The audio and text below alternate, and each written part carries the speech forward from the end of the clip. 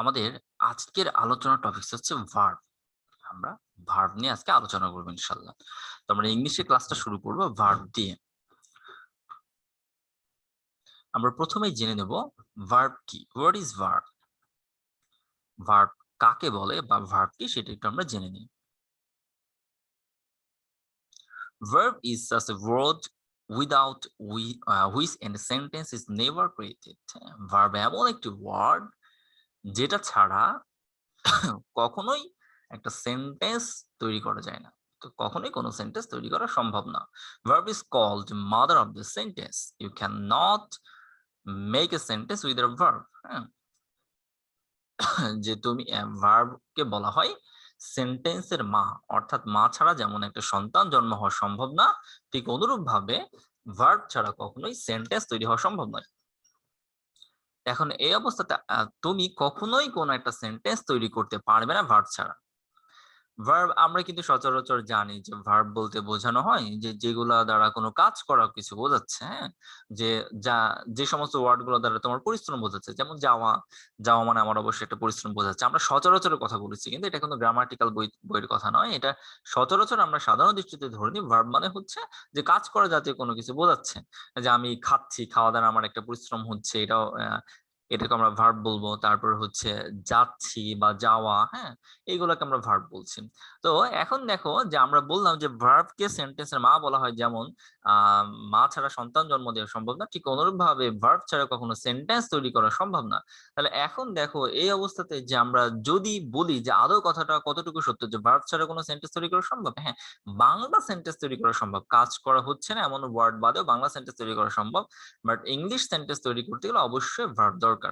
যেমন আমরা যদি বলি আমি ক্যাম্পাসে যাচ্ছি, ডেফিনেটলি যাওয়াটা এখানে ভার্ব, কারণ পরিশ্রম হচ্ছে। কিন্তু আমি যদি বলি যে আমি বিশ্ববিদ্যালয়ের স্টুডেন্ট, আমি বিশ্ববিদ্যালয়ের ছাত্র, হ্যাঁ? তাহলে কিন্তু দেখো এই জায়গাটাতে কিন্তু আমাদের কোনো আমি দেখো এখানে কয়টা কথা বললাম। আমি বিশ্ববিদ্যালয়ের ছাত্র। ৩ টা কথা বললাম। ৩ টা কথার মধ্যে কোনোটাতে ৩ টা ওয়ার্ড উচ্চারণ করলাম। ৩ টা ওয়ার্ডের মধ্যে কোনোটা দ্বারাই আমার কিন্তু কাজ করা বোঝাচ্ছে না।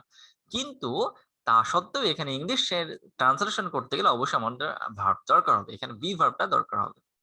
যেমন আমরা যদি বলি আমি একজন ছাত্র, তাহলে আই অ্যাম স্টুডেন্ট, হ্যাঁ? এর বাংলা মিনিং হচ্ছে আমি হই একজন ছাত্র। তাই না? তো দেখো, বাট আমরা যদি এক্সাক্ট যদি এর বাংলাটা যদি বলি তাহলে হচ্ছে আমি ছাত্র। তো আমি ছাত্র ২ টা কথার মধ্যে আমি এবং ছাত্র কোনটা দ্বারা কাজ করা বোঝাচ্ছে না। কিন্তু তা সত্ত্বেও ইংলিশ সেন্টেন্স তৈরি করার সময় এখানে কিন্তু বি ভার্ব দরকার হলো। আমার কথা মনে বুঝতে পারছো? আর যেগুলা দ্বারা বাংলা কথাতে কাজ করা বোঝাবে সেগুলোতে তো ভার্ব থাকবেই। কারণ আমি যদি বলি আমি কলেজে যাই, তাহলে আই গো টু কলেজ, তো এখানে গোটা ভার্ব, কারণ যাওয়া দ্বারা হচ্ছে এখানে কাজ করা বোঝাচ্ছে। আশা করি বুঝছো যে ইংলিশে সেন্টেন্স তৈরি করতে হলে অবশ্যই ভার্ব দরকার। ভার্ব ছাড়া কখনো ইংলিশে সেন্টেন্স তৈরি করা সম্ভব নয়। এনিওয়ে, আশা করি ভার্ব কি এটা বুঝছো। এখন আমরা ক্লাসিফিকেশন অফ ভার্ব, আমরা ভার্বের প্রকারভেদগুলো দেখবো ইনশাআল্লাহ। তো ভার্বকে প্রধানত ২ ভাগে ভাগ করা হয়েছে, হ্যাঁ? একটা হচ্ছে ফাইনাইট ভার্ব, আর একটা হচ্ছে নন ফাইনাইট ভার্ব। তাহলে আমরা ভার্বটাকে ২ ভাগে ভাগ করেছি। একটা হলো ফাইনাইট ভার্ব আর একটা হলো নন ফাইনাইট ভার্ব, হ্যাঁ? তো ফাইনাইট ভার্ব কি আমরা একটা উদাহরণ দিয়ে দেখবো ইনশাআল্লাহ। আমি একটা এখানে সেন্টেন্স লিখে রাখছি যে I will go to Rajshahi to meet you. আমি তোমার সাথে দেখা করার জন্য রাজশাহীতে যাব, বা আমি তোমার সাথে দেখা করতে রাজশাহীতে যাব। এখানে একটা ব্যাপার একটু, এই সেন্টেন্সের ভিতরে দেখো আমি যদি স্বাভাবিক দৃষ্টিতে যদি বলি আমি ২ টা ভার্ব ইউজ করেছি। সেই ২ টা ভার্ব কোনটা, কোনটা? আমি যদি একটু মার্ক করে দেখাই তাহলে গো একটা ভার্ব আমি এখানে ব্যবহার করেছি। এরপর আবার মিট একটা ভার্ব আমরা ব্যবহার করেছি এখানে। কারণ গো মানে যাওয়া, আবার মিট মানে হলো দেখা করা। ২ টা দ্বারাই কিন্তু আমার কাজ করা বোঝাচ্ছে, তাই না? কিন্তু এই দুটো কিন্তু ২ রকম ভার্ব। একটা হলো ফিনাইট ভার্ব, আরেকটা হলো নন ফিনাইট ভার্ব। তো কিভাবে বুঝবো কোনটা ফিনাইট ভার্ব আর কোনটা নন ফিনাইট ভার্ব?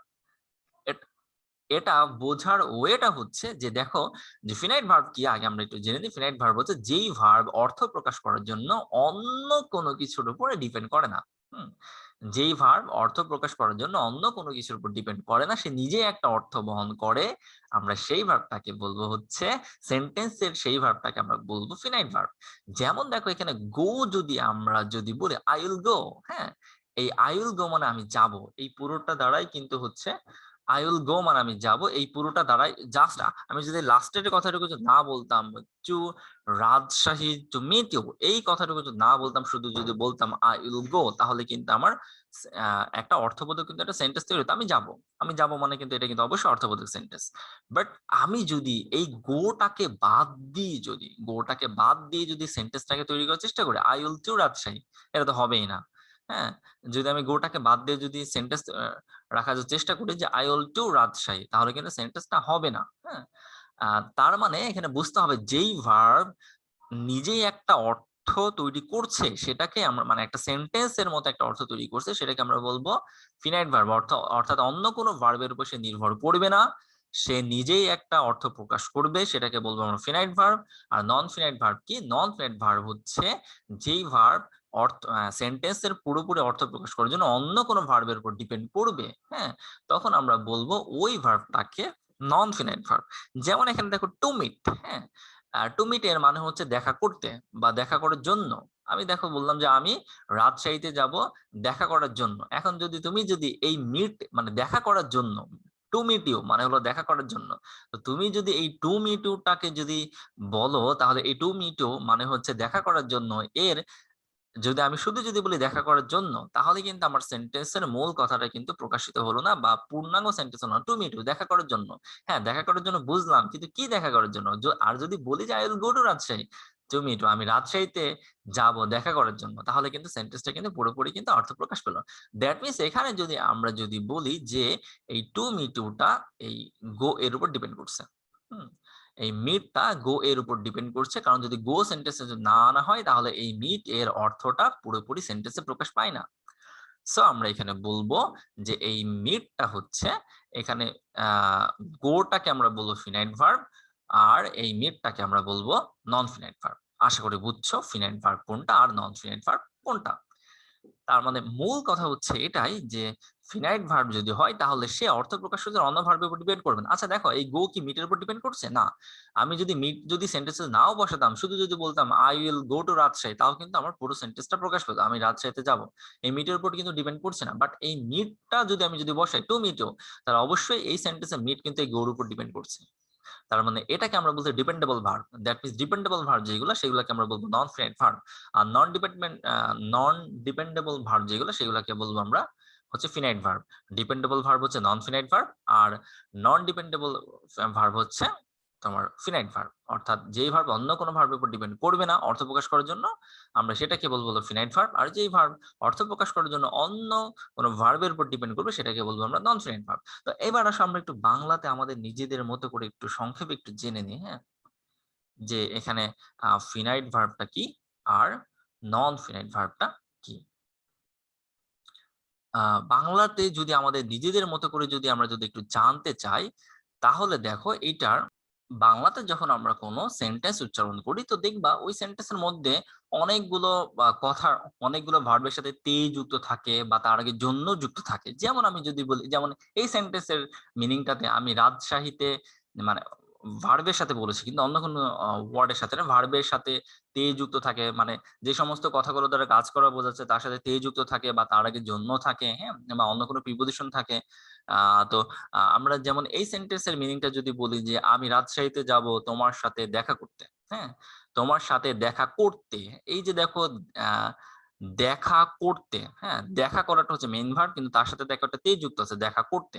আবার আমি যদি বলি এই সেন্টেন্সের মিনিংটা এইভাবে যে আমি রাজশাহীতে যাব তোমার সাথে দেখা করার জন্য। হ্যাঁ, এই যে দেখো দেখা করাটা মেইন ভার্ব, তার আগে কিন্তু একটা জন্য কথা যুক্ত আছে। হ্যাঁ, আবার দেখো যে মানে মেইন কথা আমি বলতে চাচ্ছি যে আমরা যে সমস্ত বাংলা কথাগুলো বলতে যে বলার আগে মানে ওই কাজ করা কোনো হচ্ছে আম, শব্দের সাথে তে যুক্ত করি বা তার আগে জন্য যুক্ত করি, হ্যাঁ, বা আম, এই টাইপের কোনো প্রিপজিশন যুক্ত করি, তখন আমরা বলবো যে ওই কাজ করা ওয়ার্ডটাই হবে হচ্ছে ভার্ব।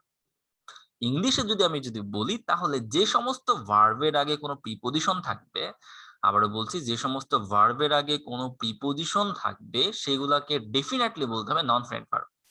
যদি কোনো ভার্বের আগে প্রিপজিশন থাকে, টু, ফর অথবা অন্য কোনো প্রিপজিশন যদি থাকে, তাহলে সেইগুলাকে আমরা বলবো হচ্ছে নন ফিনাইট ভার্ব। অথবা ভার্বের সাথে কি থাকবে, আইএনজি যুক্ত থাকবে। আইএনজি যদি যুক্ত থাকে তাহলে সেখানে সেই ভার্বটাকে আমরা নন ফিনাইট ভার্ব বলবো। তবে হ্যাঁ, আবার আইএনজি যুক্ত সেন্টেন্সের আবার যদি কন্টিনিউয়াস টেন্সের ক্ষেত্রে যদি আবার হয়ে যায়, হ্যাঁ, তাহলে আবার তখন আবার একটু কনসেপ্টটা একটু চেঞ্জ হবে। তো আমি এটা সামনে যে বলবো ইনশাআল্লাহ। আপাতত জেনে রাখো যে যে সমস্ত ভার্বের আগে কোনো প্রিপজিশন যুক্ত থাকবে সেগুলোকে আমরা বলবো হচ্ছে নন ফিনাইট ভার্ব। হ্যাঁ, আর দেখো এটার আগে কোনো প্রিপজিশন যুক্ত নাই, সো আমরা এটাকে ডেফিনেটলি ফিনাইট ভার্ব বলবো। আরো সহজভাবে বোঝা যায়, তুমি একটা সেন্টেন্সে পড়েই বুঝতে পারবা যে সেন্টেন্সে যদি একাধিক যদি ভার্ব থাকে, যদি সেন্টেন্সে যদি একাধিক যদি ভার্ব থাকে তাহলে দেখবা যে একটাই মাত্র ভার্ব পাওয়া যাবে যেই ভার্বটা অন্য কারোর উপর ডিপেন্ড করছে না, সেটা হবে হচ্ছে ফিনাইট ভার্ব। হ্যাঁ, আর দেখবা যে হচ্ছে ওই ভার্ব বাদে বাকি যে ভার্বগুলো রয়েছে তার আগে প্রিপজিশন যুক্ত আছে, অথবা ওই ভার্বের বাংলা মিনিং এর সময় তে যুক্ত আছে, অথবা তার আগে জন্য যুক্ত আছে, বা এই টাইপের কোনো প্রিপজিশন যুক্ত আছে। আশা করি বুঝতে পারছো। আমার মনে হয় ফিনাইট ভার্ব আর নন ফিনাইট ভার্ব কি এটা আমাকে ভালো করে আর মনে হয় ভালো করে চেনাতে হবে না। এনিওয়ে, আমরা সামনের দিকে আগাতে পারি। এখন দেখো আমরা ফিনাইট ভার্বকে আবার বেশ কয়েকটা ভাগে ভাগ করতে পারি। একটা হলো প্রিন্সিপাল ভার্ব আর একটা হলো হচ্ছে অক্সিলারি ভার্ব। হ্যাঁ, ফিনাইট ভার্বকে আমরা দুই ভাগে ভাগ করি, একটা হলো প্রিন্সিপাল ভার্ব আর একটা হলো অক্সিলারি ভার্ব। এবার আমরা একটু জানবো যে প্রিন্সিপাল ভার্ব কি এবং অক্সিলারি ভার্ব কি। এই যে একটা আমি সেন্টেন্সের এক্সাম্পল লিখে রাখছি, যে এখানে লেখা হয়েছে যে she write a short note। হ্যাঁ, she write a short note। এই সেন্টেন্সে দেখো রাইটটা হচ্ছে ভার্ব। এই সেন্টেন্সের রাইটটা হচ্ছে ভার্ব। তো প্রিন্সিপাল ভার্ব আমরা সেই ভার্বগুলোকে বলবো যেই ভার্বগুলো অন্য কোনো কিছুর উপর ডিপেন্ড করে না, বরং সে নিজেই একটা অর্থ প্রকাশ করে। আবারও বলছি, প্রিন্সিপাল ভার্ব আমরা সেই ভার্বগুলোকে বলবো যেই ভার্বগুলো অন্য কোনো ওয়ার্ডের উপর ডিপেন্ড না করে বরং নিজে একটা অর্থ প্রকাশ করে, সেটাকে বলবো আমরা প্রিন্সিপাল ভার্ব। যেমন সে রাইট এ শর্ট নোট। এখানে তুমি এই সেন্টেন্সটাতে তুমি একটা কাজ করো, এই হচ্ছে সিটাকে কেটে দাও, এটাকে কেটে দাও, এ শর্টটাকে কেটে দাও, নোটটাকে কেটে দাও, শুধু থাকলো রাইট। আচ্ছা, আমি যদি বলি রাইট, এটা দ্বারা কি কোনো অর্থ বোঝাবে না? এটা দ্বারা কি কোনো সেন্টেন্স হবে না? হ্যাঁ, অবশ্যই হবে। রাইট, লিখো। কাউকে আদেশ করা হচ্ছে, রাইট লেখো, হবে না? অবশ্যই হবে। সো ডেফিনেটলি আমরা এই জায়গায় নিঃসন্দেহে বলতে পারি যে এখানে রাইটটা হচ্ছে প্রিন্সিপাল ভার্ব। বুঝছো আশা করি, যে যে সমস্ত ভার্ব অন্য কোনো ওয়ার্ডের উপর ডিপেন্ড না করে বরং নিজেই একটা অর্থ প্রকাশ করবে, ওই ভার্বকে বলবো আমরা প্রিন্সিপাল ভার্ব। আশা করি বুঝছো ভালো করে যে প্রিন্সিপাল ভার্ব কাকে বলে। এবার তাহলে আমরা একটু দেখব যে অক্সিলারি ভার্ব কি। আমরা একটা এখানে উদাহরণ দিচ্ছি, দেখো, she is waiting here to meet me. সে আমার সাথে দেখা করার জন্য এখানে অপেক্ষা করছে। এখানে দেখো আমরা যে ইজ যে ভার্বটা ব্যবহার করেছি, এখানে যে ইজ যে ভার্বটা ব্যবহার করেছি, ইজ কিন্তু একটা ভার্ব, বি ভার্ব। হ্যাঁ, তো ইজ কি ভার্ব আমরা পরে জানতে পারবো। যদি কেউ না বোঝে এটা বি ভার্ব, তাহলে এটা নিয়ে টেনশন করার দরকার নাই। তো দেখো ইজটা হচ্ছে এখানে, আমি যদি সেন্টেন্সের যদি সবগুলা ইজ বাদে সবগুলা হচ্ছে ওয়ার্ডকে যদি কেটে দিই, যদি ক্রস করে দিই, সবগুলো ওয়ার্ডকে মনে করে আমি ক্রস করে দিচ্ছি। সি কে ক্রস করলাম, ওয়েটিং কে ক্রস করলাম, হেয়ার কে ক্রস করলাম, টু কে ক্রস করলাম, মিট কে ক্রস করলাম, আবার মি কে ক্রস করলাম। তাহলে দেখো তো শুধু ইজ দ্বারা কোনো অর্থ বোঝাবে কি? মোটেও বোঝাবে না। তার মানে এই ইজ কি করছে? অন্য ওয়ার্ডের উপর অন্য ওয়ার্ডের সহযোগিতা নিচ্ছে, নিয়েই কিন্তু সেন্টেন্স অর্থ প্রকাশ করছে। আবার কি হচ্ছে, এই ইজের কোনো কাজ নাই, ইজের কিন্তু অর্থটা কিন্তু আমার সেন্টেন্সে কিন্তু আসছে না। আমি যদি এর মিনিং যদি বলি যে সে অপেক্ষা করছে, সে এখানে অপেক্ষা করছে দেখা করার জন্য। হ্যাঁ, তো ইজ আমরা জানি বি ভার্ব মানে হলো হওয়া ভার্ব, তাই না? বি ভার্ব মানে হচ্ছে হওয়া ভার্ব, মানে হয় কিন্তু কোনো অর্থকে আসছে সেন্টেন্স আসছে না, সে এখানে দেখা করছে আমার সাথে দেখা করার জন্য। হ্যাঁ, সরি, সে এখানে অপেক্ষা করছে আমার সাথে দেখা করার জন্য। তার মানে নিজের কোনো মিনিং আসছে না।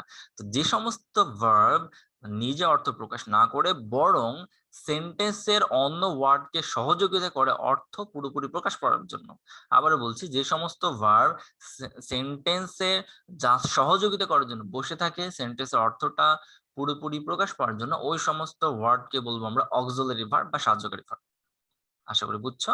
এখানে আমরা তাহলে ইজ কে আমরা নির্দ্বিধায় বলতে পারি অক্সিলারি ভার্ব। আর এখানে টুটা কি? ডেফিনিট নন ফিনাইট ভার্ব। আশা করি বুঝে গেছো যে আমার এখানে হচ্ছে অক্সিলারি ভার্ব কি আর প্রিন্সিপাল ভার্ব কি। আশা করি ক্লিয়ার ব্যাপারটা। এবার দেখো আমরা এখানে আরেকটা সেন্টেন্স উদাহরণ দেখবো, সেটা হচ্ছে যে he does not write a short note. ডাজটা কি এখানে আমরা যে এখানে যে ডাজ কথা লিখে রেখেছি, এটা কি কোনো ভার্ব নাকি সেন্টেন্স এমনি বসে আছে, এটা কি? ডেফিনেটলি ডাজটা হচ্ছে একটা ভার্ব। তো সে ডাজ কি ভার্ব?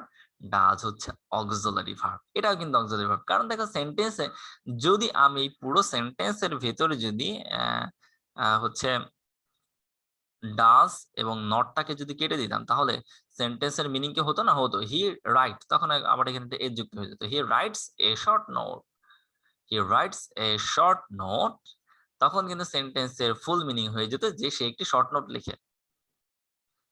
তার মানে এইটা বাদেও কিন্তু সেন্টেন্সের অর্থ কিন্তু ঠিক থাকে। কিন্তু আমি সেন্টেন্সটাকে যদি না বোধ করতে চাই, মনে করো সেন্টেন্সে ডাজ এবং নট ছিল না, সেন্টেন্সে মনে করো যে হচ্ছে তোমার ডাজ এবং নট ছিল না সেন্টেন্সে, তাহলে ডাজ এবং নট যদি না থাকে, মনে করো এইটা নাই সেন্টেন্সে, ডাজ এবং নট নাই, তাহলে he writes A short note, এখানে একটা এজ যুক্ত আছে, মনে করো একটা এজ যুক্ত আছে, he writes A short note যদি হয়, তাহলে দেখো এখন সেন্টেন্সটা হয়ে যায় সে একটি শর্ট নোট লেখে। এখন আমি যদি এই সেন্টেন্সটাকে যদি না বোধক যদি করতে চাই, তখন কিন্তু আমাকে এখানে একটা ডাজ নট কথাটা আনতে হবে। যখন আমি সেন্টেন্সটাকে না বোধক করতে যাবো, তখন ডাজ নট কথা আনতে হবে। মনে হয় ছোটবেলায় অ্যাফার্মেটিভ এবং নেগেটিভ এই সেন্টেন্স গুলো শিখেছো, যে অ্যাফার্মেটিভ মানে হ্যাঁ বোধক থেকে কিভাবে না বোধক করতে হয়, হ্যাঁ, আবার না বোধক থেকে কিভাবে হ্যাঁ বোধক করতে হয়। তাহলে এই ক্ষেত্রে আমরা সেন্টেন্স থেকে না বোধক করার জন্য একটা ডাজ নট কথাটা নিয়ে এসেছি। সো এখানে ডাজটা হচ্ছে অক্সিলারি ভার্ব। কেন? এই ডাজ কি করেছে? সেন্টেন্সটাকে না বোধক করতে সহযোগিতা করেছে। আমরা অক্সিলারি ভার্ব তাদেরকে বলবো যে সমস্ত ভার্ব গুলো সেন্টেন্সকে সহযোগিতা করবে জাস্ট, হ্যাঁ, সেন্টেন্স মানে সেন্টেন্স অর্থ প্রকাশ পাওয়ার জন্য অন্য ওয়ার্ড গুলোকে সে সহযোগিতা করবে, তাদেরকে আমরা অক্সিলারি ভার্ব বলবো। তাহলে আমরা ডেফিনেটলি ডাজটাকে আমরা অক্সিলারি ভার্ব বলবো এখানে। আর এই যে রাইটটাকে আমরা বলবো প্রিন্সিপাল ভার্ব। ঠিক আছে? কারণ রাইটটা দেখো কারো সহযোগিতা নেইনি, সে যদি অর্থ প্রকাশ করতে চায় তাহলে কারো সহযোগিতা সে নিচ্ছে না। হি ডাজ নট বাদ দিয়ে দাও, এ শর্ট নট বাদ দিয়ে দাও, তাও দেখো রাইটটা হবে এখানে অর্থ প্রকাশ করবে। বা হি ডাজ নট কথাটা পুরোপুরি বাদ দিয়ে দাও, রাইট এ শর্ট নোট, একটি শর্ট নোট লেখো, তাও কিন্তু অর্থ প্রকাশ পাবে। আশা করি বুঝছো ব্যাপারটা ভালো করে। এনিওয়ে,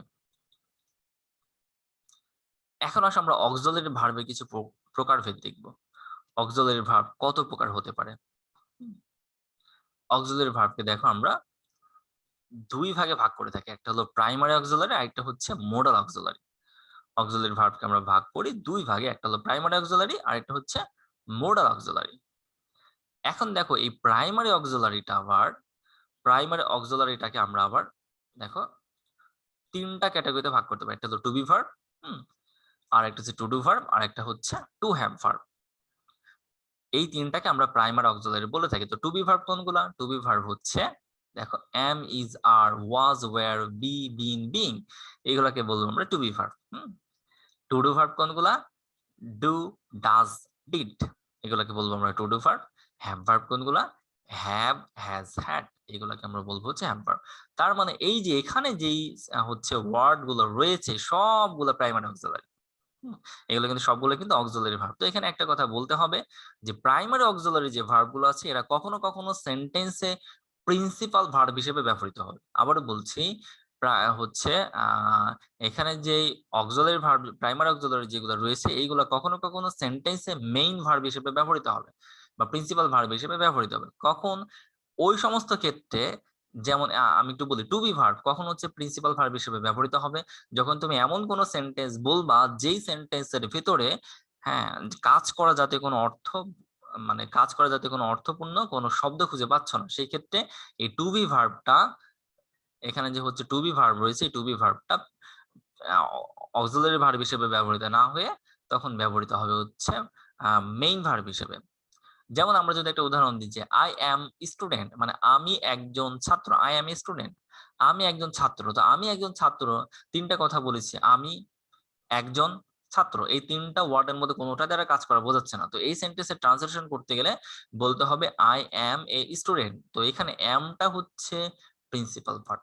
আশা করি বুঝছো ব্যাপারটা ভালো করে। তো টু ডু ভার্ব এটা হচ্ছে তোমার সেন্টেন্সের প্রিন্সিপাল ভার্ব হিসেবে ব্যবহৃত হতে পারে। যেমন করা জাতীয় কোনো কিছু বোঝালে ডু, ডু মানে করা, হ্যাঁ, যে আই ডু দ্য সাম, আমি অঙ্কটি করি, হ্যাঁ। তো এখানে কিন্তু ডু কিন্তু তখন প্রিন্সিপাল ভার্ব হিসেবে ব্যবহৃত হয়েছে। ডাজ, হি ডাজ যেমন আমি যদি এখানে যদি বলি হি ডাজ দ্য ওয়ার্ক, সে কাজটি করে। হি ডিড দ্য ওয়ার্ক, সে কাজটি করেছিল। তো এই ডু, ডাজ, ডিড এগুলো কিন্তু প্রিন্সিপাল ভার্ব হিসেবে ব্যবহৃত হতে পারে। তো হ্যাভ ভার্ব এটাও কিন্তু প্রিন্সিপাল ভার্ব হিসেবে ব্যবহৃত হতে পারে, যখন আছে বা ছিল বা থাকবে অর্থে বোঝায়, এটা তখন প্রিন্সিপাল ভার্ব হিসেবে ব্যবহৃত হবে। যেমন আমার দুটি পেন আছে, আই হ্যাভ টু পেন্স। আমার দুটি পেন আছে, তো এখানে হ্যাভটা কিন্তু তখন প্রিন্সিপাল ভার্ব হিসেবে ব্যবহৃত হলো। তার একটি কার আছে, হি হ্যাজ এ কার, তার একটি গাড়ি আছে। হ্যাঁ, তারপরে হি হ্যাড এ কার, তার একটি গাড়ি ছিল, তো এটাও কিন্তু তখন প্রিন্সিপাল ভার্ব হিসেবে ব্যবহৃত হবে। আশা করি বুঝছো। এবার আমরা দেখবো হচ্ছে মোডাল অক্সিলারি। এখন আমরা একটু মোডাল অক্সিলারিটা দেখবো। মোডাল অক্সিলারিকে দেখো আমরা এই যে ভার্বগুলো রয়েছে নিচে, এইগুলোকে আমরা মোডাল অক্সিলারি বলে থাকি। হ্যাঁ, shall, should, will, would, may, might, can, could, need, dare, must, এই সবগুলোকে আমরা বলবো মোডাল অক্সিলারি। তো মোডাল অক্সিলারি কখনোই সেন্টেন্সের প্রিন্সিপাল ভার্ব হিসেবে ব্যবহৃত হতে পারে না। এরা অলওয়েজ যে কোনো একটা সেন্টেন্সে বসলে সে অক্সিলারি ভার্ব হিসেবে ব্যবহৃত হবে। ঠিক আছে, আশা করি বুঝছো যে মোডাল অক্সিলারি কি, প্রাইমারি অক্সিলারি কি। সরি, আরো আছে নিচে দুইটা, অট টু এবং ইউজের টু। মোট 13টা সম্ভবত, 1 2 3 4 5 6 7 8 9 10 11 12 13, হ্যাঁ 13টা হচ্ছে মোডাল অক্সিলারি। এনিওয়ে, এখন আসলে আমরা প্রিন্সিপাল ভার্বের কয়েকটা প্রকারভেদ দেখি। প্রিন্সিপাল ভার্বের হচ্ছে দুইটা আছে প্রকারভেদ, একটা হলো ট্রানজিটিভ ভার্ব আর একটা হলো ইনট্রানজিটিভ ভার্ব। একটা হলো ট্রানজিটিভ ভার্ব আর একটা হলো ইনট্রানজিটিভ ভার্ব। এখন আসলে আমরা একটু জানবো ট্রানজিটিভ ভার্ব কি আর এটা ইনট্রানজিটিভ ভার্ব কি। He will watch TV, say TV দেখবে। তো যে সমস্ত ভার্বের অর্থ হচ্ছে প্রকাশ পাওয়ার জন্য একটা অবজেক্টের সহযোগিতা দরকার, হ্যাঁ, সেই সমস্ত ভার্বকে মানে আমরা বলবো হচ্ছে ট্রানজিটিভ ভার্ব। আবারও বলছি, যে সমস্ত সেন্টেন্সের অর্থ পুরোপুরি প্রকাশ পাওয়ার জন্য ভার্বের পরে একটা হচ্ছে অবজেক্ট দরকার। মানে আমি আবারও বলছি যে অবজেক্ট না থাকলে যে সেন্টেন্সের অর্থ প্রকাশ পাবে না, ব্যাপারটা এরকম না। অবশ্যই অর্থ প্রকাশ পাবে, কিন্তু কিছুটা অপূর্ণতা থেকে যাবে। যে সমস্ত ভার্বের হচ্ছে সেন্টেন্স মানে যে সমস্ত ভার্ব ব্যবহারের ফলে সেন্টেন্সে যদি অবজেক্ট না থাকে, তাহলে সেন্টেন্সের অর্থ পুরোপুরি প্রকাশ পায় না। অর্থ প্রকাশ পাবে কিন্তু পুরোপুরি প্রকাশ পাবে না। ওই সমস্ত ভার্বকে আমরা বলবো ট্রানজিটিভ ভার্ব। তাহলে ট্রানজিটিভ ভার্ব কাকে বলে? ট্রানজিটিভ ভার্ব হচ্ছে যে সমস্ত ভার্বের পর অবজেক্ট থাকবে, ওই সমস্ত ভার্বকে আমরা বলবো ট্রানজিটিভ ভার্ব। এখন আসলে আমরা সেন্টেন্সে সাবজেক্ট, অবজেক্ট এবং ভার্ব কিভাবে চিনবো, আমি একটা সহজে একটা কথা বলে দিচ্ছি। আশা করি যে কোনোদিনই বুঝতে সমস্যা হবে না কোনটা সাবজেক্ট কোনটা অবজেক্ট। হ্যাঁ, তো খাতায় সুন্দর করে একটু লিখে রাখো যে ভার্বের কাছে যদি আমরা কে, কারা বা কার এই তিনটার যে কোনোটা দ্বারা যদি প্রশ্ন করি, যে উত্তর পাবো সেই উত্তরটাই হবে সেন্টেন্সের সাবজেক্ট। আবারও বলছি, কোন একটা সেন্টেন্সের ভার্বকে যদি আমরা কে, কারা বা কার এই তিনটার মধ্যে যে কোনো একটা দ্বারা যদি প্রশ্ন করি, তাহলে যে উত্তর পাবো সেটা হচ্ছে সাবজেক্ট। আর অবজেক্টের জন্য আমরা কিভাবে বের করব? ভার্বের কাছে আমরা কি বা কাকে এই দুটোর মধ্যে যে কোনো একটা দ্বারা প্রশ্ন করলে যে উত্তর পাবো সেই উত্তরটাই হচ্ছে অবজেক্ট। আশা করি বুঝছো ব্যাপারটা ভালো করে। তাহলে এখন দেখো যে আমার এই কথাটা যদি নোট না করা হয়, ভিডিওটা পেস্ট করে কথাটা লিখে নাও, লিখে আবার সামনের দিকে আগাও। এনিওয়ে, তাহলে এখন দেখো আমরা যদি এই সেন্টেন্সে যদি হচ্ছে ভার্ব যদি চিনতে চাই, ভার্ব কোনটা? ওয়াচ। এখন ওয়াচটা কি ভার্ব সেটা আমরা পরে জানবো। তো ওয়াচ দেখো, এখানে যদি আমরা সাবজেক্ট চিনতে চাই, ওয়াচ মানে দেখা, যে হি উইল ওয়াচ টিভি, হ্যাঁ, এখানে কে দেখবে, কে দেখবে, হি দেখবে, মানে সে দেখবে, তার মানে সেটা হচ্ছে এখানে সাবজেক্ট। কারণ কে দ্বারা প্রশ্ন করেছি, কে, কারা, কার এই তিনটা দ্বারা প্রশ্ন, তিনটার মধ্যে যে কোনো একটা দ্বারা প্রশ্ন করলে যে উত্তর পাওয়া যায় সেটা সাবজেক্ট। এবার একটু দেখি যে অবজেক্ট খুঁজবো। ভার্বের কাছে প্রশ্ন করবো কি বা কাকে দ্বারা, কি দেখবে, টিভি দেখবে। যদি কি দ্বারা যদি উত্তর না পাও, তখন কাকে দ্বারা খুঁজবা। যেহেতু কি দ্বারা উত্তর পেয়ে গেছো, তার মানে তুমি অবজেক্ট পেয়ে গেছো। সো এখানে টিভিটা হচ্ছে অবজেক্ট। আশা করি বুঝছো। যেহেতু ভার্বের পর অবজেক্ট আছে, তো আমরা নিঃসন্দেহে বলে দেবো এটা হচ্ছে ট্রান্সিটিভ ভার্ব। আশা করি বুঝছো ব্যাপারটা ভালো করে। এবার আসো ইনট্রানজিটিভ ভার্ব কি। ইনট্রানজিটিভ ভার্ব হচ্ছে যে সমস্ত ভার্বের পরে কোনো অবজেক্ট বসে না, ওই সমস্ত ভার্ব গুলাকে বলবো আমরা ইনট্রানজিটিভ ভার্ব। যেমন হি উইল গো, হ্যাঁ, সে যাবে। He will go to field to sorry, he will go to field to play cricket. So এখানে দেখো সে মাঠে যাবে ক্রিকেট খেলতে। তো আমি যদি এই সেন্টেন্সে যদি অবজেক্ট খুঁজে বের করতে চাই, পাবো কি যে যাবে। কে যাবে? সে যাবে, তার মানে সেটা হচ্ছে সাবজেক্ট। কি যাবে? কোন উত্তর আছে কি এখানে? সে মাঠে ক্রিকেট খেলতে যাবে, কিন্তু কি যাবে কোন উত্তর নাই। কাকে যাবে কোন উত্তর আছে? নাই। সো এখানে গোটা আমরা বলবো ইনট্রানজিটিভ ভার্ব। আশা করি বুঝছো যে ইনট্রানজিটিভ ভার্ব জিনিসটা কি। এনিওয়ে, তো আবার এখানে দেখো প্লেটা কি বলতো? প্লেটা হচ্ছে নন ফিনাইট ভার্ব, কারণ প্লে এর আগে একটা টু আছে। আশা করি বুঝছো ব্যাপারটা ভালো করে। ফিলটা কিন্তু ভার্ব না, হ্যাঁ? ফিলটার আগে টু আছে বলে আবার ফিলটাকে ভার্ব বলে ফেলো। এনিওয়ে, এবার আসো আমরা ফাইনাল একটু দেখি যে ভার্ব কত প্রকার। তো ভার্বকে আমরা বললাম যে দুই প্রকার, একটা হলো ফিনাইট ভার্ব, একটা নন ফিনাইট ভার্ব। আবার ফিনাইট ভার্ব আবার দুই প্রকার, একটা হলো প্রিন্সিপাল ভার্ব, একটা হলো অক্সিলারি ভার্ব। আবার প্রিন্সিপাল ভার্ব আবার দুই প্রকার, একটা হলো ট্রানজিটিভ ভার্ব, একটা হলো ইনট্রানজিটিভ ভার্ব।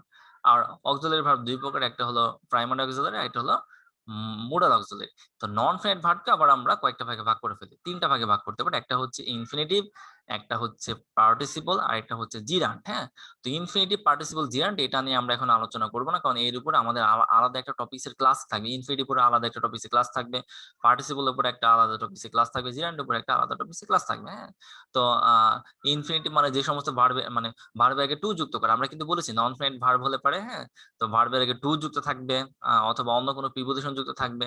আবার হচ্ছে আমরা বলেছিলাম যে ভার্বের সাথে আইএনজি যুক্ত থাকতে পারে। তো দেখো, ভার্বের আগে যদি টু যুক্ত থাকে সেটাকে আমরা ইনফিনিটিভ বলে থাকি। হ্যাঁ, তো আমরা এখন খুব বেশি ডিটেলস আলোচনা যাব না ইনফিনিটিভ ব্যাপারটা নিয়ে। তো দেখো, পার্টিসিপল এবং জিরান্ড এই দুটো ক্ষেত্রে হচ্ছে ভার্বের সাথে আইনজি যুক্ত থাকে। তো অনেকে পার্টিসিপল এবং জিরান্ডের পার্থক্যটা বুঝতে পারে না, কারণ দুইটার ক্ষেত্রে ভার্বের সাথে আইনজি যুক্ত থাকে, তখন আর কি বুঝতে সমস্যা হয়ে যায়। হ্যাঁ, তো এই পার্টিসিপল কি জিরান্ড কি সেটা আমরা সামনে আলোচনা করবো ইনশাল্লাহ। হ্যাঁ, তো এই তিনটা নিয়ে এখন আলোচনা করবো না আমি। এনিওয়ে, এখন আমরা প্র্যাকটিক্যালি দেখব ভার্বের প্রকারভেদ। আবারও বলছি যে প্র্যাকটিক্যালি দেখব। আমরা এতক্ষণ দেখলাম এটা কিন্তু গ্রামাটিক্যাল অনুসারে ভার্বের প্রকারভেদ। প্র্যাকটিক্যাল অনুযায়ী কিন্তু আমরা মানে প্র্যাকটিক্যাল বলতে ব্যবহার অনুযায়ী আমরা যখন আমরা কথা বলি, হ্যাঁ, আমরা ভাষাগতভাবে যখন ব্যবহার করি সেন্টেন্স, তো সেই সময় কিন্তু আমরা এই গ্রামার আর্টিকেল অনুসারে মানে গ্রামার, আমি এখন যে প্রকারভেদটা দেখাচ্ছি যে প্র্যাকটিক্যাল অনুসারে আমরা আমাদের কথা বলার ভাষা অনুযায়ী ভার্বটাকে কয় ভাগে ভাগ করতে পারি। এটা কিন্তু কোনো গ্রামাটিক্যাল বই অনুসারে না, এটা আমার অ্যানালাইসিস অনুসারে। আমি আবারও বলছি, এটা কোনো গ্রামাটিক্যাল বই অনুসারে না, এটা জাস্ট আমার অ্যানালাইসিস অনুসারে। কেউ আবার এটা বুঝে ভুল করো না যে হচ্ছে এটা মনে হয় কোনো গ্রামাটিক্যাল বই নিয়ম অনুসারে। আমি জাস্ট ভার্বটাকে আমাদের স্পোকেনের ক্ষেত্রে, আমাদের কথা বলার ক্ষেত্রে বা ফ্রি হ্যান্ড রাইটিং এর ক্ষেত্রে ব্যবহারের উদ্দেশ্যে আর কি আমি প্র্যাকটিক্যাল অনুযায়ী কয়েকটা ভাগে ভাগ করেছি ভার্বকে। ঠিক আছে, এটা আমার অ্যানালিসিস অনুসারে বলতেছি। ঠিক আছে, তাহলে ভার্বকে আমরা প্র্যাকটিক্যাল অনুসারে কয়েকটা ভাগে ভাগ করতে পারি। একটা হলো বি ভার্ব, একটা হলো ডু ভার্ব, একটা হলো হ্যাভ ভার্ব, হ্যাঁ, আর একটা হচ্ছে মোডালস ভার্ব। তো আমাদের আজকে আলোচনাটা থাকবে বি ভার্ব নিয়ে, মানে বাকি আলোচনাটুকু থাকবে বি ভার্ব নিয়ে। বি ভার্ব, বি ভার্ব কোনগুলা? অ্যাম ইজ আর, এটা প্রেজেন্টের জন্য। আমরা বি ভার্ব ব্যবহার করি, অ্যাম ইজ আর। আবার একটু বলে নিই যে বি ভার্ব আমরা কোন ক্ষেত্রে ব্যবহার করি। আমরা একটু ব্যাক স্লাইডে যাই। যে আমরা কিন্তু বি ভার্ব, দেখো বি ভার্ব কিন্তু ব্যবহার করি হওয়া বা অবস্থান বোঝাতে। হ্যাঁ, আমরা বি ভার্ব ব্যবহার করি হওয়া বা অবস্থান বোঝাতে। আর বাদ বাকিগুলো কোন কাজে ব্যবহৃত হয় সেটা আমরা আচ্ছা বলি, এখনই বলি যে বি ভার্ব ব্যবহার করি আমরা হওয়া বা অবস্থান বোঝাতে। ডু ভার্ব ব্যবহার করি আমরা যে কোনো কাজ করা যাতে কোনো কিছু বোঝাতে। আর হ্যাভ ভার্ব ব্যবহার করি আমরা কোনো কিছু থাকা বোঝাতে। মোডালস ভার্ব ব্যবহার করি আমরা যে কোনো কিছু পারা বা উচিত, হ্যাঁ, বা হচ্ছে অবশ্যই কোনো কিছু করতে হবে এরকম টাইপের কোনো কথা বোঝাতে, মানে জোরপূর্বক কোনো কথা বোঝাতে বা উচিত কোনো কথা বোঝাতে বা পারা যেতে পারে বা পারা যেতে পারে না এরকম টাইপের কোনো কথা বোঝাতে আমরা মোডালস ভার্ব ব্যবহার করে থাকি। তো সেন্টেন্সে বি ভার্ব এর কিছু পার্সেন্ট রয়েছে, বাট প্রায় 80% এর ভার্ব আমাদের লাগে কথা বলার ক্ষেত্রে বা লেখার ক্ষেত্রে, সেটা হলো ডু ভার্ব। 80% এর মতো প্রায় লাগে ডু ভার্ব। হ্যাঁ, ডু ভার্বটা আমরা জানবো, আগে আমরা একটু বি ভার্ব নিয়ে জেনে নিই। তো বি ভার্ব দেখো যে হওয়া বা অবস্থান বোঝাবে বি ভার্ব। তো হচ্ছে বি ভার্ব প্রেজেন্টের ক্ষেত্রে আমরা যে বি ভার্ব গুলো ব্যবহার করি সেটা হলো অ্যাম ইজ আর। পাস্টের ক্ষেত্রে আমরা যে বি ভার্ব ব্যবহার করি ওয়াজ এবং ওয়্যার। ফিউচারের ক্ষেত্রে আমরা যে বি ভার্ব ব্যবহার করি সেটা হলো উইল বি বা শ্যাল বি। তো এখানে আমি একটা কথা বলে রাখি, উইল বি শ্যাল বি এটা বি ভার্ব নয়। আবার বলছি, গ্রামাটিক্যাল অনুসারে will be shall be be verb নয়, কিন্তু আমি কিন্তু দেখাচ্ছি প্র্যাকটিক্যাল অনুসারে। হ্যাঁ, আমি দেখাচ্ছি যেটা এটা হলো প্র্যাকটিক্যাল অনুসারে বা আমাদের কথা বলার সুবিধার্থের জন্য আমি কিন্তু এটা দেখাচ্ছি। আমি বলেছি বি ভার্বের মিনিং হচ্ছে হওয়া বা অবস্থান বোঝাতে। তো ভবিষ্যতের কোনো হওয়া বা অবস্থান বোঝাতে তখন সেখানে উইল বি অথবা শ্যাল বি ব্যবহৃত হয়। আবারও বলছি, ভবিষ্যতের কোনো হওয়া বা অবস্থান বোঝাতে আমরা উইল বি অথবা শ্যাল বি ব্যবহার করি। বর্তমানে কোনো হওয়া বা অবস্থান বোঝাতে এম ইজ আর ব্যবহার করি। পূর্বের কোনো হওয়া বা অবস্থান বোঝাতে ওয়াজ ওয়ার ব্যবহার করি, যেহেতু ভবিষ্যতে কোনো কিছু হওয়া বা অবস্থান বোঝাতে উইল বি ব্যবহার করি, তাই এটাকে আমি বি ভার্বের ক্যাটাগরির মধ্যে রাখছি। আবারও বলছি, এটা কোনো গ্রামাটিক্যাল অনুসারে না, হ্যাঁ, এটা জাস্ট আমাদের ব্যবহার অনুসারে আমি বলতেছি, ঠিক আছে? তো আমরা এখন থেকে ব্যবহার অনুসারে উইল বি এবং শ্যাল বি কে বি ভার্বের মধ্যে রাখবো, কিন্তু গ্রামাটিক্যাল অনুসারে এটা কিন্তু বি ভার্ব নয়, বলে দিলাম কিন্তু।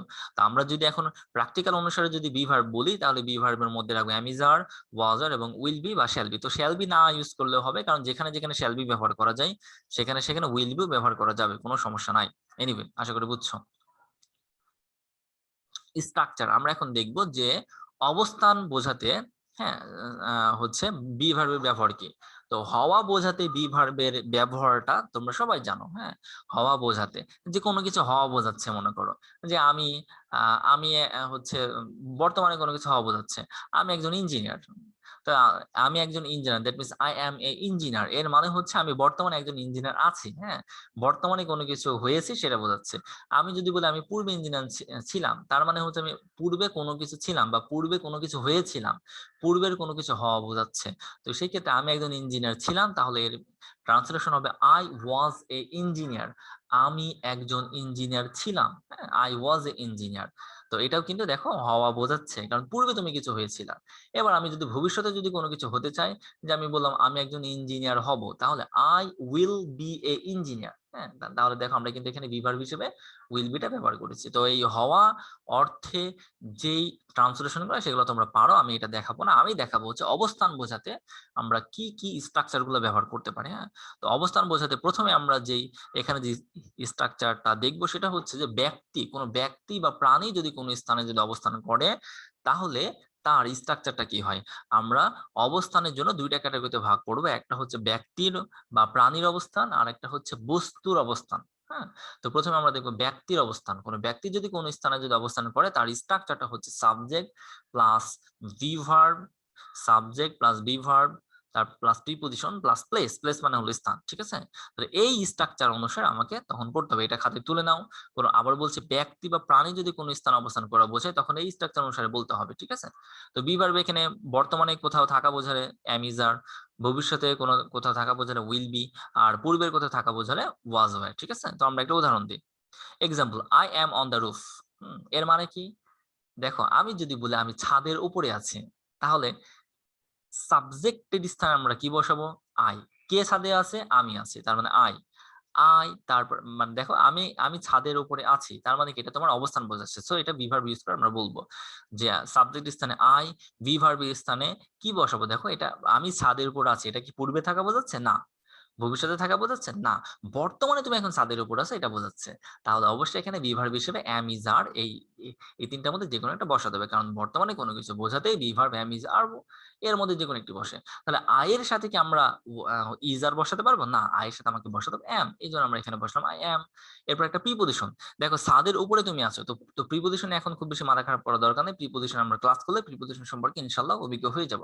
এখন জাস্ট সংক্ষেপের উপর একটু বলছি, যে কোনো কিছুর উপরে স্পর্শ করে আছে বা কোনো কিছুর ওপরে ওপরে অর্থে যদি স্থির অবস্থা যদি বোঝায়, তাহলে সেক্ষেত্রে আমরা অন প্রিপজিশন ব্যবহার করব। তুমি ছাদের উপরে আছো, এর মানে মনে করো তুমি ছাদের উপরে দাঁড়িয়ে আছো, তাহলে সেক্ষেত্রে আমরা বলবো এখানে অন, কারণ সেটা স্থির অবস্থা বোঝাচ্ছে। অথবা কোনো কিছুর উপরে স্পর্শ করে আছে, কোনো স্থানের উপর স্পর্শ করে আছে, তাহলে সেই ক্ষেত্রে উপরে অর্থে অন বসে। তুমি ছাদের উপর কিন্তু শূন্যে নাই, ছাদের তলকে স্পর্শ করে আছো, এই জন্য এখানে অন বসবে। তো প্রিপজিশনের স্থানে অন বসলাম, আর প্লেসের স্থানে দ্য রুফ। তাহলে I am on the roof এর মানে হয়ে গেল আমি ছাদের উপরে আছি। তো এখানে কিন্তু অনেকে ট্রান্সলেশন করবে এরকম যে I stand on the roof, আমি ছাদের উপরে অবস্থান করছি। এটাও কিন্তু হয়, কিন্তু হ্যাঁ, এটা কিন্তু বেশি গ্রহণযোগ্য। আমি যেটা লিখেছি এই সেন্টেন্সটার মিনিংটা বেশি গ্রহণযোগ্য এবং সহজ। I am on the roof, আমি ছাদের উপর আছি। এখন আমি যদি বলি আমি রুমের মধ্যে আছি, তাহলে আমি কি বলবো বলতো? সাবজেক্ট স্থানে আই, যেহেতু বর্তমান কিছু বোঝাচ্ছে, তাহলে বি ভার্ব স্থানে অ্যাম, আই অ্যাম। তো রুমের মধ্যে আছি, মধ্যে অর্থে কোন প্রিপজিশন বসে? ইন। তাহলে I am in the room, ঠিক আছে? এখন আমি যদি বলি যে রাতে আমি রুমে থাকবো, রাতে আমি রুমের মধ্যে থাকবো। আচ্ছা, আমি রাতের কথা বাদ দিলাম, একটু জটিল না করি, যে আমি রুমে থাকবো, তাহলে কি হবে? আমি ভবিষ্যতে থাকবো বোঝাচ্ছে, তাহলে আই বি ভার্বের কাছে হবে will be. I will be, হ্যাঁ, কোথায় থাকবো? রুমে, তার মানে রুমের মধ্যে থাকবা, রুমের উপরে তো আর থাকবা না, তাই প্রিপজিশন হিসেবে in. I will be in the room, হ্যাঁ, আমি রুমের মধ্যে থাকবো। আশা করি বুঝছো ব্যাপারটা ভালো করে, হ্যাঁ, যে আমরা বি ভার্ব হিসেবে সরি, অবস্থান বোঝালে বি ভার্বটাকে কিভাবে ইউজ করব। এখন আমি যদি বলি যে আমি কলেজে ছিলাম, তাহলে কি হবে বলতো? আমি কলেজে ছিলাম, তাহলে পাস্টের কথা বলেছে, তাহলে সাবজেক্ট ইজ আই, বি ভার্বের কাছে কি বসবে? ওয়াজ অথবা ওয়্যার, তো আই এর সাথে ওয়াজ বসে। আই ওয়াজ কলেজে ছিলাম, অ্যাট প্রিপোজিশনের কাছে অ্যাট বসবে, একটা নির্দিষ্ট স্থান বোঝাতে আমরা সেখানে অ্যাট ব্যবহার করি।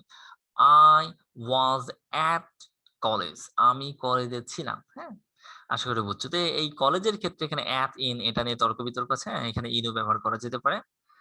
তবে অ্যাডটা আমার কাছে অ্যাডটা ব্যবহার করে বেশি গ্রহণযোগ্য। এনিওয়ে, আশা করি বুঝছো। হ্যাঁ? আমি যদি বলি যে আমি ঢাকায় থাকবো, তাহলে কি হবে? মানে সকাল ১০ টায় আমি ঢাকায় থাকবো। তাহলে I will be in Dhaka at 10 AM, হ্যাঁ? আমি সকাল ১০ টায় ঢাকায় থাকবো। আশা করি বুঝছো যে be verb ব্যবহার করে কোন ব্যক্তির অবস্থান আমরা কিভাবে বোঝাবো। এনিওয়ে, এখন আমরা দেখব কোন বস্তু যদি কোন স্থানে যদি অবস্থান করা বোঝায়, হ্যাঁ? তাহলে সেই ক্ষেত্রে আমরা বি ভার্বটাকে কিভাবে ব্যবহার করব? কোন বস্তু যদি কোন স্থানে যদি থাকা বোঝায়, তাহলে আমরা বি ভার্বটাকে কিভাবে ব্যবহার করব সেটা একটু দেখি। হ্যাঁ? আম এটার দেখো স্ট্রাকচার আমি এখানে লিখে রাখছি। স্ট্রাকচারটা একটু কষ্ট করে খাতায় তুলে নাও। হুম? যে আমরা এখানে স্ট্রাকচারের মধ্যে বলেছি যে দেয়ার প্লাস, হ্যাঁ? There plus be verb plus countable অথবা uncountable word plus things plus preposition plus place. দেখো যে আমরা যখন কোনো বস্তু যখন কোনো একটা স্থানে যখন অবস্থান করা বোঝাবে, আচ্ছা আমরা মনে অন্য জায়গায় চলে গেছি, কোনো বস্তু যখন কোনো স্থানে যখন অবস্থান করা বোঝাবে তখন তার স্ট্রাকচারটা হবে there plus be verb plus countable এবং আনকাউন্টেবল, কাউন্টেবল অথবা uncountable word plus thing plus preposition. আচ্ছা আমি একটু ব্যাকে যাই, ব্যাকে যে হচ্ছে জাস্ট ওয়েট একটু। তো যাই হোক, আমরা বলছিলাম যে স্ট্রাকচারটা হবে there plus be verb plus countable এবং বা uncountable word plus things plus preposition plus place. হ্যাঁ, তো দেখো আমরা যদি বলি যে টেবিলের উপর দুইটা পেন আছে, টেবিলের উপরে দুইটা পেন আছে, পেন কিন্তু একটা বস্তু। হ্যাঁ, তাহলে এই ক্ষেত্রে আমরা কি বলবো? প্রথমে দেয়ার ব্যবহার করব। তো বি ভার্বের এখানে, হ্যাঁ, যদি বর্তমান বোঝায় মানে অ্যামিজ আর এর মধ্যে যে কোনো একটা, পূর্বে বোঝালে ওয়াজ এর মধ্যে যে কোনো একটা, উইল আর ভবিষ্যতে বোঝালে উইল বি বলবে। তো দেখো টেবিলের উপর দুইটা পেন আছে, তার মানে কিন্তু এটা দ্বারা বোঝাচ্ছে বর্তমান টেবিলের উপর দুইটা পেন আছে। যেহেতু বর্তমান বোঝাচ্ছে, তাহলে দেয়ারের সাথে আমরা কি ব্যবহার করব? তো দেয়ারের সাথে কি ব্যবহার করব? হয় ইজ অথবা আর, কারণ দেয়ারের সাথে কখনো এম বসে না। ঠিক আছে, দেয়ারের সাথে হয় ইজ ব্যবহার করবো অথবা আর ব্যবহার করবো। তো এখানে ইজ হবে নাকি আর হবে সেটা ডিপেন্ড করবে এই কাউন্টেবল এবং আনকাউন্টেবল ওয়ার্ডের উপরে। দেখো আমি বললাম টেবিলের উপর দুইটা পেন আছে। আচ্ছা, দুইটা পেন আছে তার মানে এটা ডেফিনেটলি কাউন্টেবল, কারণ কাউন্টেবল মানে হচ্ছে গণনা করা যায়। তাই তাই আমরা এখানে কি লিখবো? টু।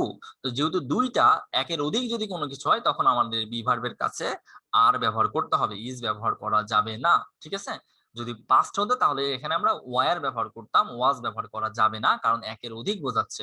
কাউন্টেবল অথবা আনকাউন্টেবল ওয়ার্ড যদি একের অধিক কিছু বোঝায় তাহলে এখানে আর ব্যবহার করতে হবে অথবা ওয়্যার ব্যবহার করতে হবে। যদি বর্তমান বোঝায় তাহলে হচ্ছে আর ব্যবহার করতে হবে, পাস্ট বোঝালে ওয়্যার ব্যবহার করতে হবে, আর ফিউচার বোঝালে তো একটাই, সেটা হলো উইল বি। আশা করি বুঝছো ব্যাপারটা। তাহলে আমরা এখানে কি লিখবো? দেয়ার আর টু, দুই, যেহেতু হচ্ছে এখানে কাউন্টেবল ওয়ার্ডটা হচ্ছে টু, কারণ দুই হচ্ছে গণনা করা যায়। এরপরে কি থিংস, থিংস মানে হচ্ছে বস্তু। তো আমি এখানে থিংস লিখেছি এই জন্য, মেইনলি সাবস্টেন্স মানে বস্তু। হ্যাঁ, কিন্তু থিংস লিখেছি মানে যে এমন মানে থিংস মানে হলো জিনিস আর কি, যার বাংলা মিনিং হলো জিনিস। জিনিস মানে আমরা আসলে বস্তুর মধ্যে ফেলবো ওইগুলাকে, যেগুলো আমরা চোখে দেখতে পারি, আবার যেগুলো চোখে দেখতে পাই না সেগুলোকে আমরা বস্তু বলবো। ঠিক আছে, হচ্ছে এমন কিছু বস্তু রয়েছে যেগুলো আমরা চোখে দেখতে পাই না, কিন্তু তারপরে সেটাকে আমরা বস্তু হিসেবে বিবেচনা করি। যেমন গান, গান কিন্তু আমরা কিন্তু এখানে বস্তুর মধ্যেই ফেলবো। হ্যাঁ? গান কিন্তু ব্যক্তির মধ্যে না। গান মানে হচ্ছে, গান তো হচ্ছে একটা অবশ্যই, আর মানে এটাকে আমরা বস্তু বলবো, কিন্তু আমরা এটা অনুভব করতে পারি কিন্তু বুঝতে হচ্ছে দেখতে পাই না, তাই না? তো এই জন্য আমি এখানে থিংস হিসেবে লিখে রেখেছি। তাহলে প্রথমে দেয়ার, তারপরে আর, তারপরে কাউন্টেবল এর কাছে হচ্ছে যেহেতু কাউন্টেবল অথবা আনকাউন্টেবল বলা আছে এখানে, তাহলে আমরা এখানে কি বসবো? টু। দেয়ার আর টু, এরপরে বস্তুর কাছে কি? Pens. There are two pens, pen না কিন্তু, পেনের সাথে একটা এজ যুক্ত, কারণ একের অধিক পেন বোঝাচ্ছে। একের অধিক কোনো বস্তু বোঝালে সেই বস্তুর সাথে একটা এজ যুক্ত করতে হয়। দেয়ার আর টু পেন্স। এবার একটা প্রিপজিশন কোথায় আছে? টেবিলের উপর আছে, তাহলে টেবিলের উপর স্পর্শ করে আছে, স্পর্শ করা অবস্থায় বোঝালে অন প্রিপজিশন বসে। তাহলে there are two pens on, place কোনটা? Table, on the table. So এই সেন্টেন্সের ইয়াটা হলো ট্রান্সলেশনটা হলো there are two pens on the table, টেবিলের উপর দুইটা পেন আছে। তো আমি এই জিনিস এবার কাউন্টেবল আনকাউন্টেবল একটা পার্ট আমি বোঝাবো। এই পার্টটা বোঝানোর জন্য আমরা একটু একটা সক ড্র করেছি। সকে দেখো বলা হচ্ছে যে ম্যানি কাউন্টেবল ওয়ার্ড, অনেক অর্থে যদি কাউন্টেবল কোনো কিছু হয়, অনেক অর্থে যদি কাউন্টেবল কোনো বস্তু হয়, মানে এমন কোনো বস্তু যে বস্তুটাকে গণনা করা যায়।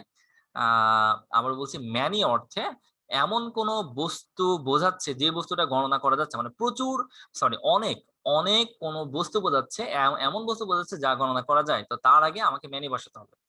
আর যদি এমন বস্তু থাকে যা গণনা করা যায় না, তো সেখানে অনেক অর্থে আমরা ব্যবহার করব হচ্ছে মাস। ঠিক আছে?